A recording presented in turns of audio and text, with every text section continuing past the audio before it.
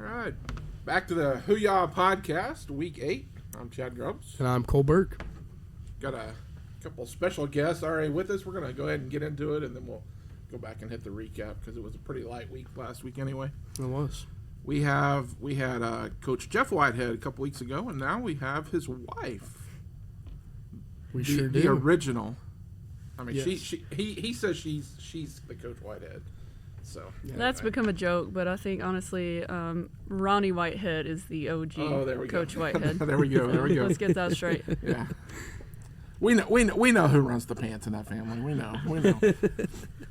Anyway, we have Coach Kendra Whitehead, the women's basketball coach, and we mentioned last week that they started their first official week of practice. It's kind of different now, though. You get those eight practices before you start. We get 8 practices prior to October 15th, and so coaches use them kind of differently. Some start right away and spread them out. Matt, I noticed, used the week of official practice, just kind of started Monday instead of Wednesday.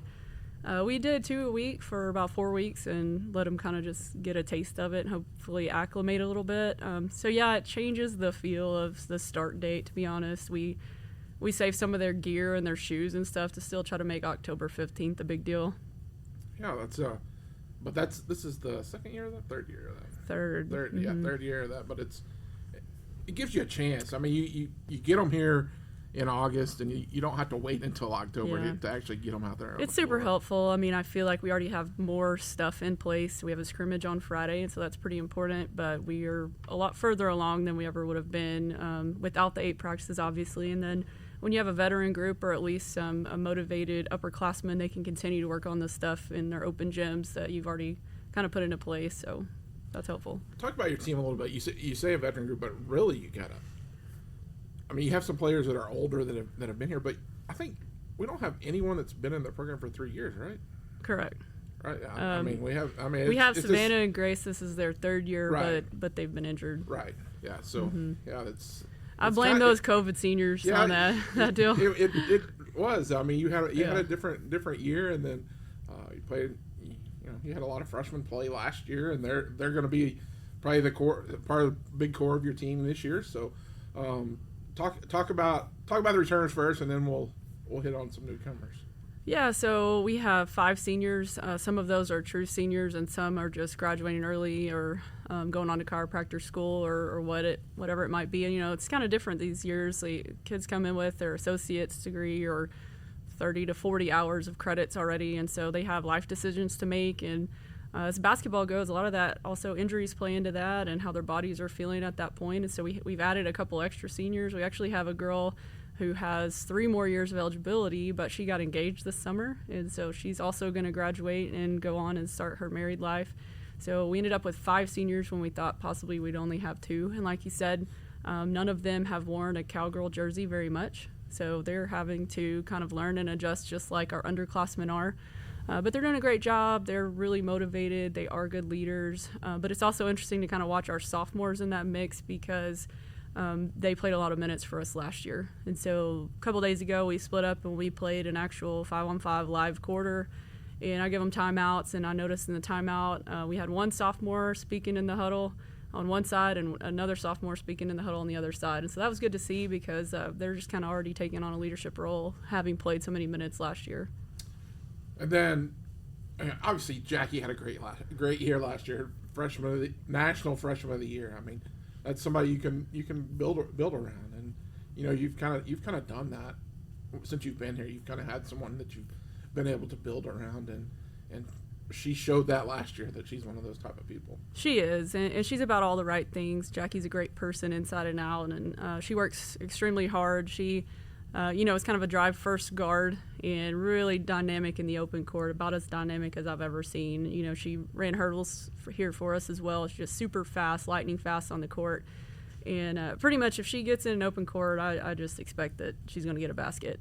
And the defense starts to adjust to that. She can really get to the rim, but she worked so hard this summer on her three-point shot, on her 6 to 8 foot pull-up, and so we're starting to see that side of her game come along. She was kind of on the scouting report last year as a drive left guard, and now she'll go right. So she's expanding her game, and I think it'll be even harder to stop her. And then the best news for Jackie right now is she's got shooters around her. And so when she's kicking out in our offenses and girls start to hit shots, that's going to stretch the defense out a little bit more and make it a little easier for her to get those paint touches and drives to the basket. So, yeah, I mean, and she was one of the ones talking in the huddle that I was referencing a minute ago, and just doing a great job in that leadership role. And she leads by example, too. She just busts it every time she's on the court, and everybody looks up to her. You mentioned Savannah. Savannah played a lot. Sweet 16, when you went to Sweet 16 her freshman year, then had the hip injury that she missed the whole year last year and still recovering. Yeah, Savannah, got thrown in the fire with that COVID-4 that we had as a freshman, and did a fantastic job just helping us on the inside as a rim protector, but then also just really came along offensively late in the year as well. But she has not been without adversity. So that year she had some heart issues. She had to have a couple of surgeries, and then she had an ankle issue late in the season, and then follow it up with a labrum tear that once they got in there, they found out her hips were kind of shifted, and she got these gigantic screws put in her hip last year. So she has really been through it. She's one of those kids you can just really get behind and cheer for, because the adversity she's faced and the way she's continued to fight it and come back time after time. And she looks really good on the court. I mean, she literally was not allowed to put any weight, not stand up. I think her mom had a heck of a job in that recovery process over the last year, and to see where she is now is super impressive. I mean, I'm just kind of in awe of her, to be honest. The way that she has recovered, regained her strength in her lower half, and she just kind of plays above a lot of her teammates. She's so tall and long, and when she catches the ball above her head and she's able to do stuff, I mean, she looks a little different out there. And tell the Cowgirl fans out there how some of the new faces that they'll be seeing out there. Well, we have 6 freshmen, and that's super exciting. They are go-getters. I mean, they're taking charges in practice. They're diving on the floor. They're increasing our intensity. We've got, most of them are from Lubbock Panhandle area, which is super interesting. And then we had a young lady from Sunnyvale, point guard. So it's kind of that what you expect from, West Texas basketball players from Lubbock and Panhandle. They just go get it. They play so hard, and they do all those little things right. And I think the fans are really going to enjoy watching them play. And then we have one of my old teammate Diana Salinas's players from Comanche to add to that mix, and she's super strong, just physical player as well. So I'm really liking how they're looking. I mean, six freshmen and 4 sophomores to make up the majority of your team. You get into practice, and some days are pretty ugly, and then some days look a lot better. But at the end of the day, like, their effort and intensity that's what's impressing me the most. It's not totally solved, but it's the last year of this schedule cycle that we're under. Talk a little bit about your schedule. I mean, it's rough. You got 16 road games, all right? Only 9 home games. It's all about perspective, Chad. Rough right. is a mind frame, not set of mind. Yeah. Be road warriors. Yeah. So I mean, I think it's actually really exciting. But we did have a weights gear shirt made that says "No one cares," because no one cares that we have to be on the road for 16 games. Our opponents sure aren't going to care. Hope is not going to care that we're flying in the night before, just stepping off a plane when we tip off, right? And so that's kind of the message is, yeah, I think it's going to be hard. I think we're going to be road weary at times. We're young, and there's going to be a lot of uphill climb there, but we're just going to fight through it because truly no one cares. And that's a life lesson, right? You still got to work when you don't feel good, got to go to work when you don't feel good, and you got to be a mom when you're sick. I mean, there are no days off when you're a mom, let's be honest. So those are the messages we're teaching our girls. But I also am super grateful and thankful for this opportunity that we're going to get. Our schedule is the most unique it will ever be. All right. And so we've got an administration that said, hey, coach, we want your girls to have that experience, get the full amount of games, go wherever you need to go, play whoever you need to play. And that's a unique position to be in. So thankful that they're helping us with the budget to do that. And gave us the thumbs up to do it as well. I mean, we're going to go to 4 different states. We're going to Memphis in November. We're going to Colorado Springs in December, LA in January, and Michigan in February. And so it's just going to be a national national tournament experience in a way that we're going to play all these new teams that we don't see regularly, and also at a high level. I think we're going to have a great experience. You mentioned briefly Hope, but Hope is all the Cowboy or women's basketball fans out there know, Hope is one of the dogs in the NCAA Division III. I mean, they've won several national championships, always competitive. Their coach has been there for 30-something years or whatever.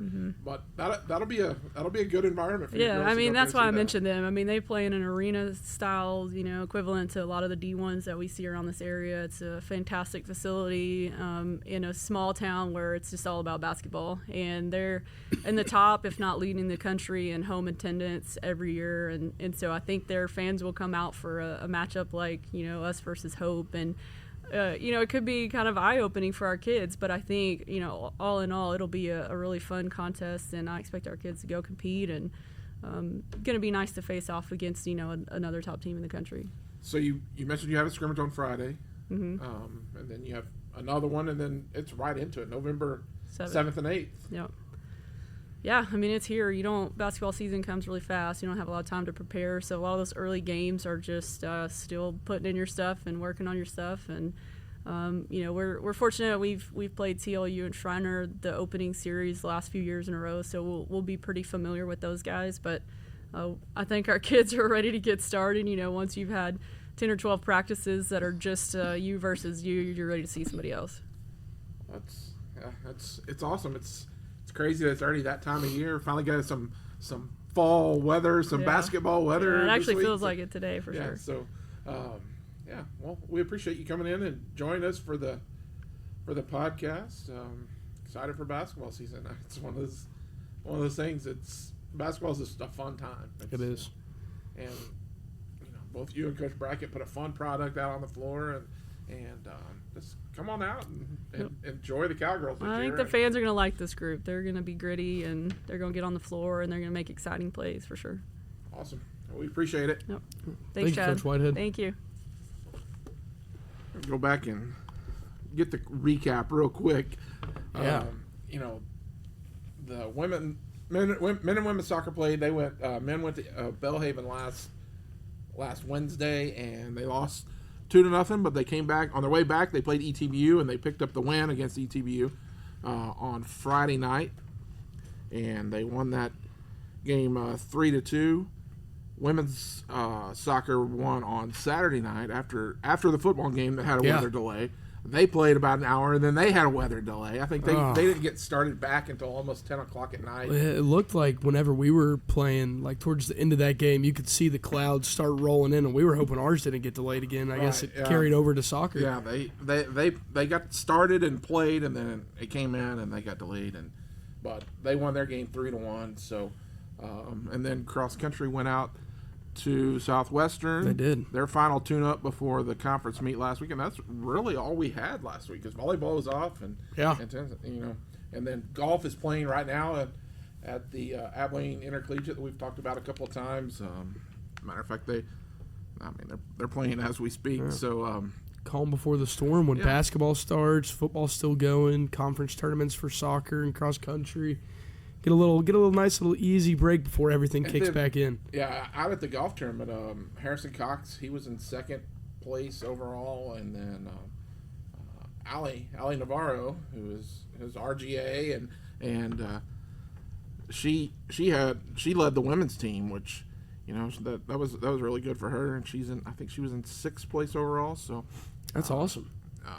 Successful tournament for the Cowboys and Cowgirls. Yeah, they're playing well. It was miserable out there yesterday. I mean, was it really? The balls are just, they'd hit them up on the green. They get ready to dress a putt and start rolling and whatever. And to top it off, it was 95 degrees too. It wasn't just windy. It was 95. Hot and windy. They were talking like we haven't had any West Texas wind basically all fall. I mean, it's been pretty calm. They've had good weather all fall, and they get out there and host their own tournament, and they end up with. Just super windy day, but it's beautiful out there today. It is. This weekend was rough weather for all athletics. It was crazy. Not ideal. I was in Stillwater, and on Saturday night it was it got down on Sunday morning it was 35-degree wind chill. I was like, wow, that was like a shock to the system. Yeah, I'm we sure. Haven't had anything. No, anything not cold, even remotely close to that. I don't even think we've gotten below 60 unless it's like 4 in the morning. It's crazy.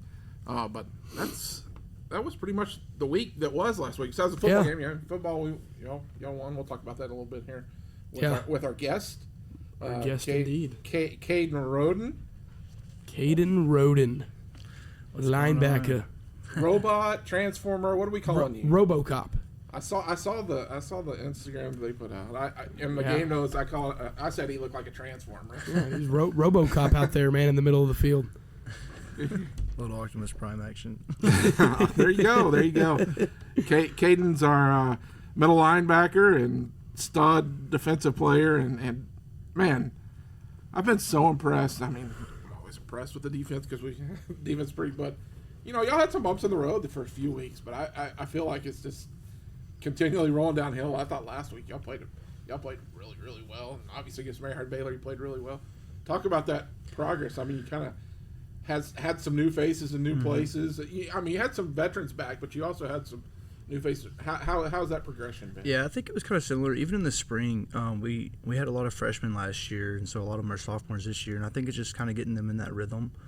They haven't been around the college level for that long, and I kind of just getting in that rhythm. I know obviously week 1, week 2, even week 3 was pretty shaky. I think the opportunity week we had was the best opportunity week we've had. And I think that kind of helped them kind of understand everything that, hey, we're about to go into conference. Like, there's no room for errors whenever playoffs come around. And I think that's when everything started to get a little bit better after the opportunity week we had. And I told the guys Friday night at team meeting, I said, hey, the train's been rolling, but I think right before Howard Payne it started to pick up, and it's really rolling right now, and I think we have been playing much better. I think when you get in that spot, and I've noticed, just as a fan, and, Yeah. I know a little bit, but I'm not a big football. I mean, I didn't play football, but you can tell you are in different formations. You got 6 on the line, you got 7 on the line. You had your little stack formation. Where'd that come from? Okay, so last year, me and Case and Hannah, we were messing around and drawing up blitzes, and Coach Neese was like, all right, let's run it. So we ran one stack blitz against McMurray, and then another one with Cason's. And so mine was like just everybody in the middle, and then Cason's drew one where we're both stacked up on the guards, 3 and 3. And now Coach Neese is taking it a step further and doing all kinds of exotic stuff. And, I mean, that just because, when an offensive coordinator sees that, you have to prepare for that because or else you're not going to block it. And most teams, we have so much stuff. Usually hits home almost every time. It's pretty cool. Yeah, going against it in practice when you don't prepare for it I'm one single bit. I'm sitting there watching that on Saturday, and I was watching on the laptop or whatever. I was like, what in the world are they doing? Yeah, Yeah. it's ridiculous. Some of the it's gotta be a schemes lot that of they fun. have. Coach Neese has to be a lot of fun. It is a lot of fun. It's also a lot to, you got to know it and run it right because if you mess up. Yeah. But that's that. It's not very often that you go to watch defense. Everybody goes to watch offense, but sometimes some of the stuff pretty y'all are exciting. doing, it's like. And I remember last fall I was talking to Coach Whitehead, and he was like, you never know where they're coming from. It's really hard to prepare for because they could be coming from everywhere in all different situations. So. I think Neese does it sometimes in practice to mess with Coach Whitehead, knowing 100%. that we haven't prepared for it at all, and then we see the stack blitz coming, and we don't prepare for that, and it tears us apart in practice. So you came from, you started your career at Northeastern State. Okay, first of all, Northeastern State is that's one of the most beautiful parts of the country people don't even know about. Yeah. Float the river. I did, yeah. They actually, after every fall camp, all the freshmen float the river. That's pretty cool tradition. Yeah, that's everybody in Oklahoma goes to float the river in Tahlequah or whatever. But and Eastern Oklahoma, everybody thinks Oklahoma's this flat corn. Eastern Oklahoma's very pretty. Oh yeah, yeah.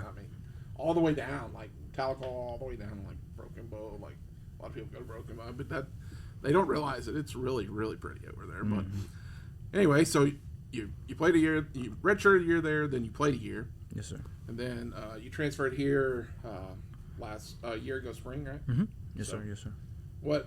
Obviously things happened there, but what brought you to Hardin-Simmons? What was that mindset? So when I entered the portal, I wanted to go somewhere where, like, obviously I wanted to play, but more than that, I wanted to just be around guys that kind of had the same mindset as me. And coming out of high school, Rowdy Rowan, he went here. He still goes here, and we were really close growing up. So I knew that Hardin-Simmons wasn't a bad place. I didn't know about it, but I knew that he liked it. But I had an offer from Mary Hardin-Baylor out of high school, and I had an offer from them in the portal as well as Hardin-Simmons. My thought process was, if I don't get a Division I or a decent D2, I'm going to go to Mary Hardin-Baylor because I was going to go there out of high school. So in the portal, it was late when I made my decision. So there was only a couple more visits. Hardin-Simmons and Mary Hardin-Baylor had an official visit on the same day. I went to Mary Hardin-Baylor because in my head I was going to go there. So we go there, talk to the coaches, and kind of just got the wrap around everything. And then I texted, Coach Wilk at the time. I was like, hey, I don't need an official visit, but me and my dad are just going to come up here, like, when's a good time? So we did that. And then I talked to Coach Burleson. Obviously, I could tell from Coach B that he was different from most people, and I could tell that, just like all the sayings in the locker room, just little stuff like that. We didn't have the nicest facilities as they do, but I don't really care about that. I care about faith and family and football. And it was very clear that this is what Hardin-Simmons is about, and that's what I was about. So at the end of the day, Coach B kind of just let me know how this is different. I mean, it truly is, and I try to tell all the freshmen and that are here, and so does Chris Sims and Kyle Brown that have been to other places, that, hey, this place is, like, actually different. And you won't know that until you leave or you go somewhere else, but it really is. Yeah, that's awesome. And we hear that a lot from people that have been in other programs that show up here. I mean, it's just, us that have been around, we kind of know that, but it really is. It really is a selling point that you can have that kind of, just culture and I know Coach Burleson hates that word, but anyway, to have that kind of camaraderie on the team, and it really is. I mean, you can just see it. So last year was your first year you played outside. Charlie was in the middle. Mm-hmm. Now you're in the middle. Do you feel like it's your defense now? Well, so we were both in the middle. Essentially, it's still the same defense. I was still the Mike. Right. But yeah, having Charlie there, obviously, he's going to clean up and get after it. And he's a cool dude, one of my best friends.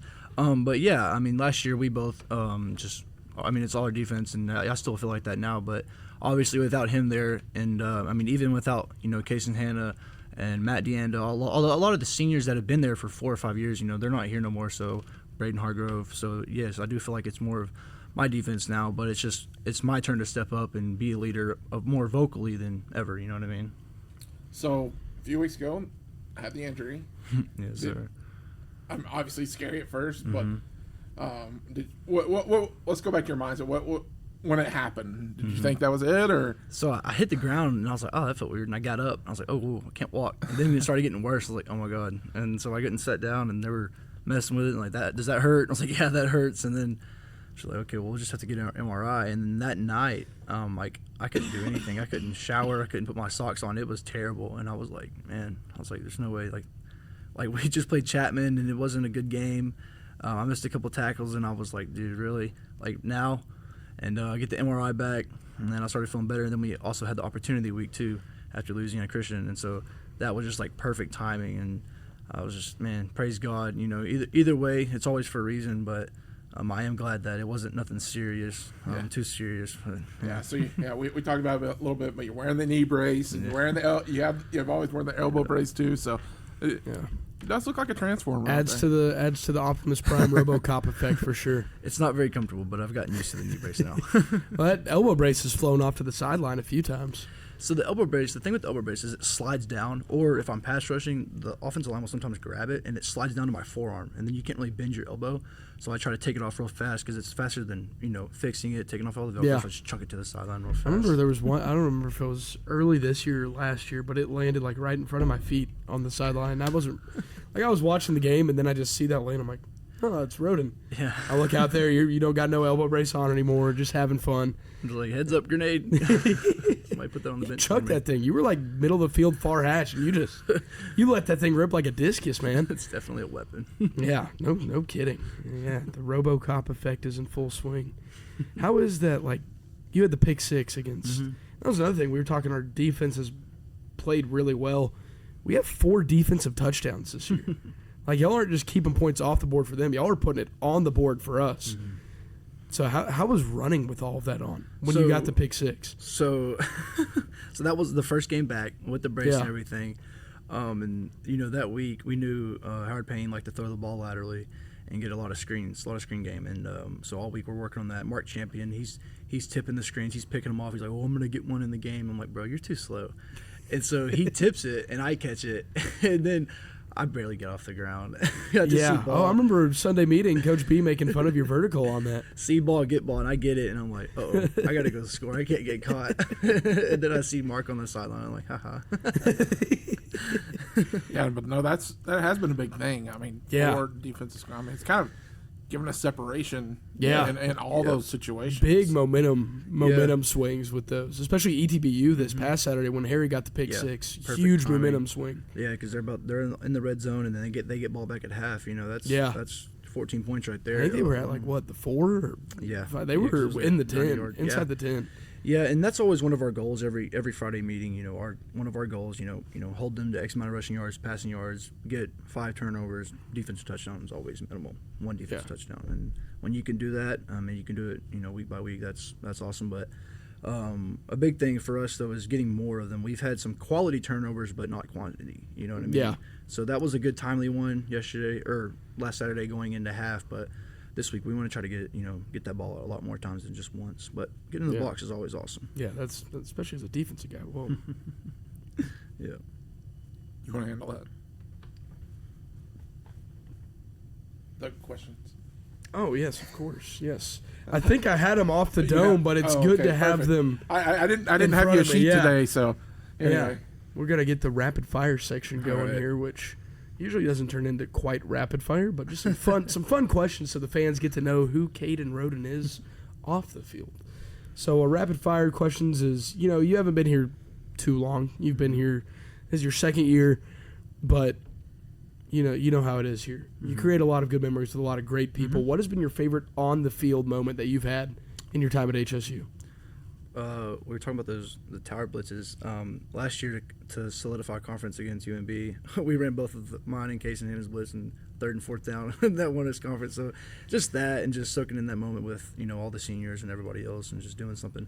I've never done that at the collegiate level. I only won one game my whole time in college, and so just doing that was a pretty cool thing. Especially because y'all came up with that together. Which that doesn't happen anywhere. Let alone where run it. players are drawing up blitzes and the DC's like, we'll try it out, see what happens.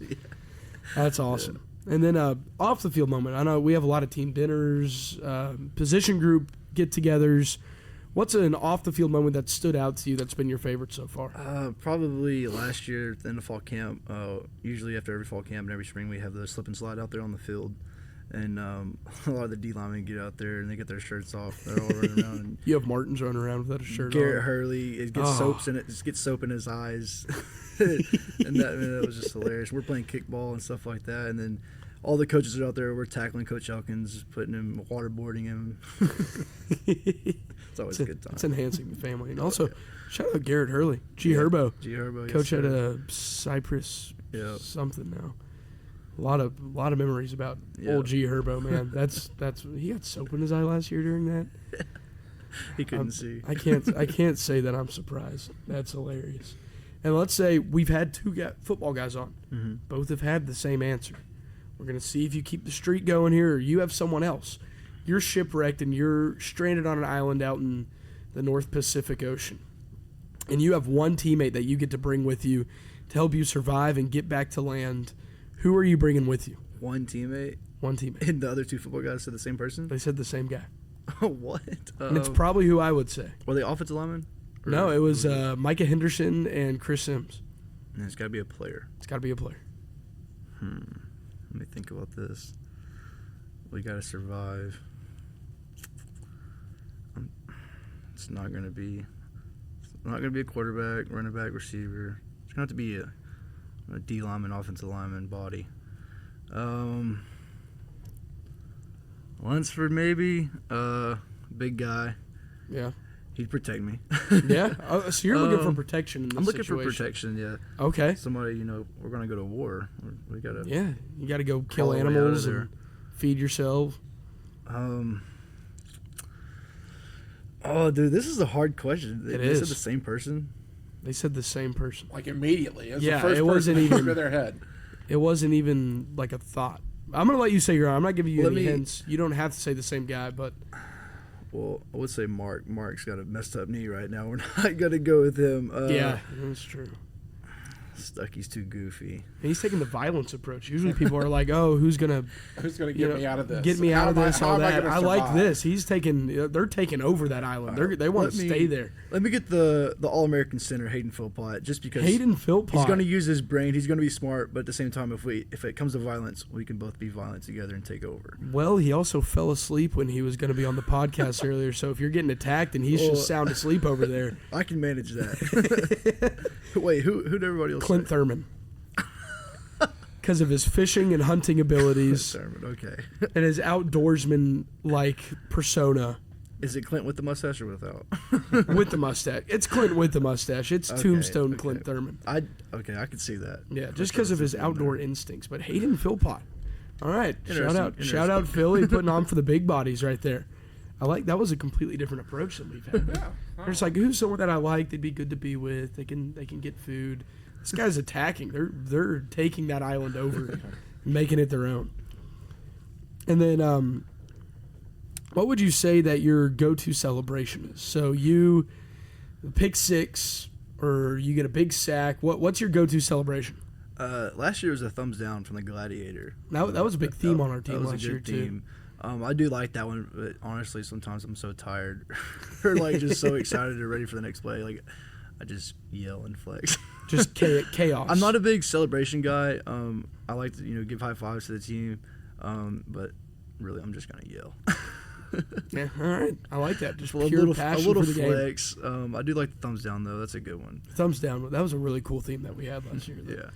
Gladiator. back I like this that. We should bring that Yeah, back. you should. It was a good one. All right, we're gonna bring that back this week against Nelson, and then obviously we had a big road trip this past weekend. Mm-hmm. Got the amazing opportunity to stop at Buc-ee's in Terrell, Texas, but we stopped there still with 3.5 hours of road trip ahead of us. What did you? We're gonna go specific here. Usually it's what would you get anytime, but we got the chance to go to the road trip snack capital of America.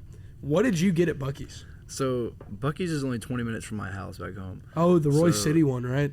But both of them, Roy City and Terrell, are both pretty much the same from Quinlan. Yeah. And so I go there all the time, and it's funny seeing the guys who's like never been to Buc-ee's, and Yeah, it's hilarious.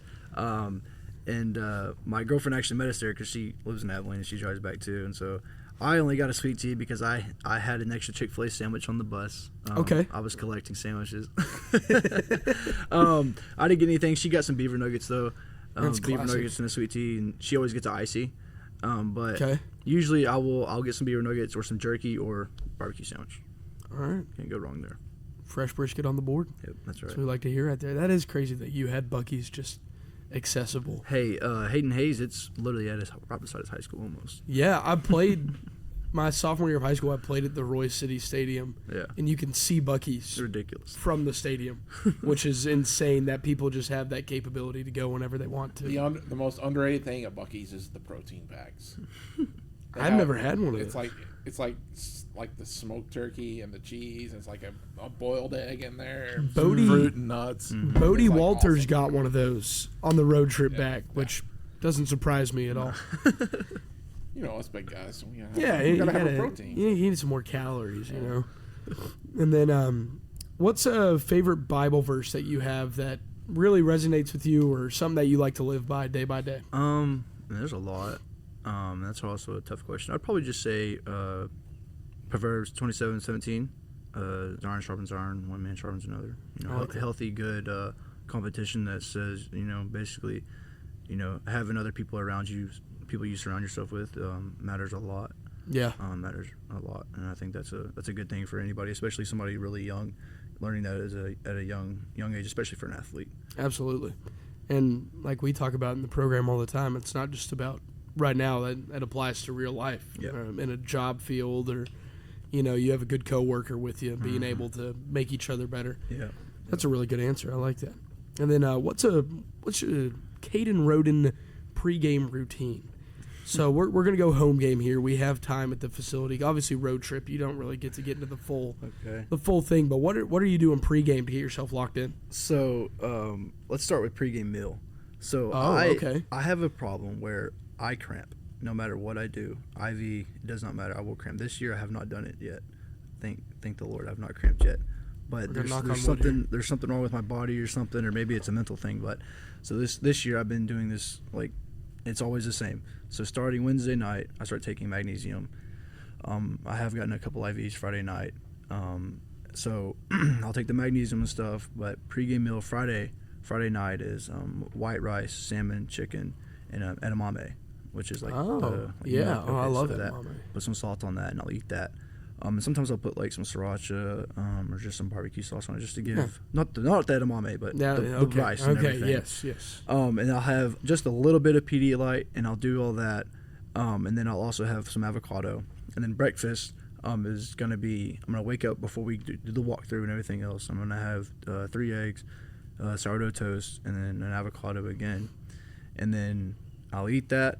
And then right before we go out at 11 o'clock, so probably about 9:30, 10, I'll eat just a little bit of that leftover rice. And I'm not really hungry, but I know I have to eat some more carbs just to get it in my body. Yeah. And so that's going to be, that's like that all the time. And then obviously we're going to have some, bananas and some applesauce, stuff like that. But for the most part, I got to do that. And then, obviously I'm going to be listening to music and just stretching. But I try not to get too worked up before the game. I try to stay calm and just steady throughout. Because, you go out there and get too hyped up. You burn energy, dude. Yeah, you got to just try to stay steady, even kill the whole time. I like that. And then you mentioned listening to music. Mm-hmm. What is your go-to song? So if you get one song, you choose one song before a game to listen to, what song are you choosing? That's a hard one, too. I don't always listen to the same songs or even the type of music. I listen to rap, rock, everything. It'd have to be something like hard rock, I guess, like Metallica or something like that. Okay. And that's a hard one. Maybe just Thunderstruck. Let's keep it, easy. Run the ball here. We're running power. We're keeping it with the basics. Yeah, if there was one, I guess it'd just have to be that one. Because when that one comes on pregame, it's like. And it's football. Every football player. Yeah, exactly. You gotta love it. Yeah, you gotta love it. And then, as we wrap up here, if there's anybody that you'd want to give a shout out to throughout your life that's helped you get here, or someone that you're close with, who do you want to give a shout out to? I guess shout out to my dad. If it wasn't, for him, the way he raised me, I guess I wouldn't have the viewpoint I have on life now. He was always, at every practice, every game, but he never made me play football or made me do this or that. He was always just helping me make the right decisions the whole way. That's good. Shout out, Mr. Roden. Yeah. You got to love it. Well, Caden, you did a fantastic job, as I'm sure we all expected. But, yeah, getting ready for Nelson this week, and we appreciate you coming on. All right, guys. Thank you. Yeah, it's pretty quick wrap up because we only have a few things this weekend. We have men and women's soccer at Howard Payne, football's at Nelson, and then volleyball is at Mary Hardin Baylor tomorrow. So football's here Saturday. Yeah. Football against Nelson, and then so light. It's light. It's crazy, but it is. Yeah, it'll be picking up soon. So anyway. Really fast, really quick. Well, I got to cut it short because I got to head back out to the golf course. So oh yes, well you have fun out on the links. Yeah, that'll be. They are about ready to make the turn. So very nice. It won't be long, and they'll have the results done, and then the fall golf season will be over. So no golf, no tennis, no cross country meets next week. Yeah. And then, basketball. It's coming to the end. Yeah, basketball and football. Basketball. Friday, I think the women are scrimmaging Ranger and the men are scrimmaging at Wayland Baptist. So, all right, we'll have a men's basketball player, Coach Brackett, maybe, I don't know, somebody next time. Yeah. So, or I don't know. We'll see who we're gonna have next time. But it's been that crazy time of year where we're starting to get to the end of the seasons. Everything is important. So, conference tournaments. Well, that will wrap up episode 7, 8, Eight or 9? I don't remember. Eh. Whatever it is. One of the episodes. This is the Hooyah Podcast. I'm Chad Grubbs. And I'm Cole Burke.